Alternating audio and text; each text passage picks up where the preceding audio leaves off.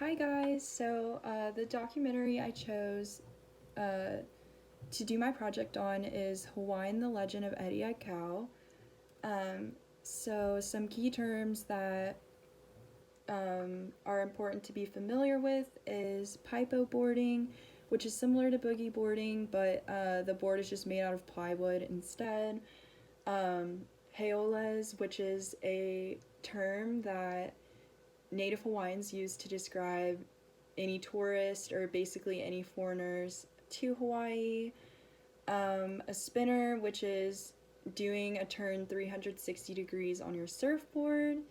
And then mana, which is basically another Hawaiian term that is used to describe like the feeling of connectedness and power that people often feel when they go out in nature and the natural environment.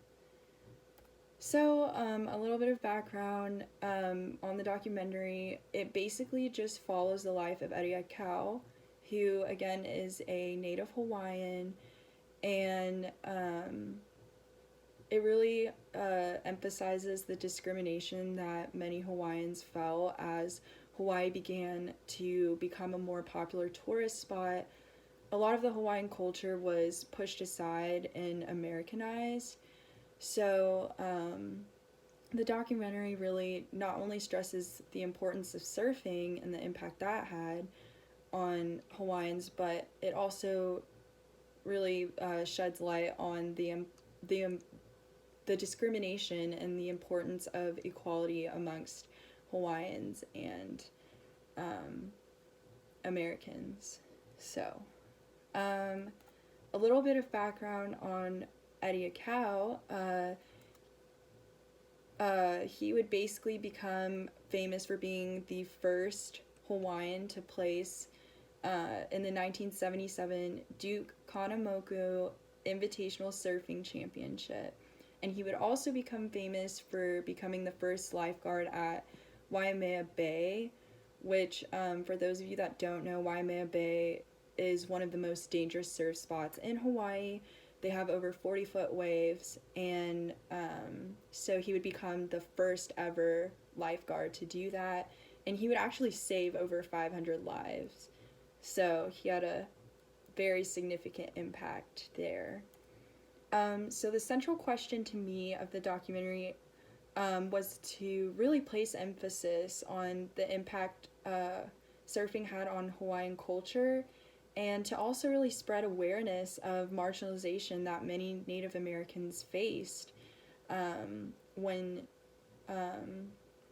Hawaii began expanding and becoming more popular. And Eddie Aikau really helped break that typical stereotype of a male white surfer from California. He actually really disproved this idea that many people had in their minds, and he again would become the first ever uh, Native Hawaiian surfer to place in the championship. So this was a very big deal. Some alternative viewpoints that could have been mentioned in the documentary. They could have included the viewpoints of California surfers, so that would have been important too. And then influence of non-pro athletes. Again, the documentary really influences all people from all sorts of walks in life and cultures because it raises awareness of the discrimination that many Hawaiian natives endured, um, especially like with surfing and stuff. So that it really stressed the importance of surfing and the impact that had on not only Hawaiian culture but American culture as well, and how it was important that there be equality amongst both groups of people. Interaction with the natural world and environment.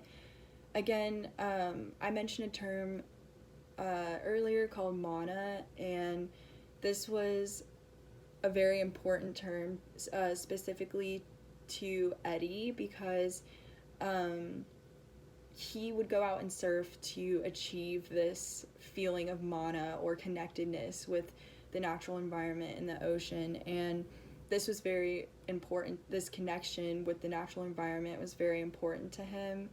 So that was a very big deal too.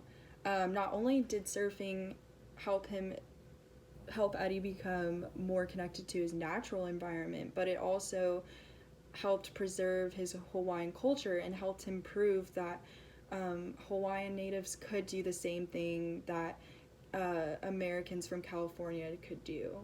So that was very important as well. And lastly, do I want to be like Eddie Aikau? I think Eddie Aikau was an amazing, strong leader. I would love to be like him. He really spearheaded the rebirth of Hawaiian culture, and he was a big advocate for equal rights amongst Hawaiians. And not only did he stand up for what he believed in, but he was caring, selfless, courageous.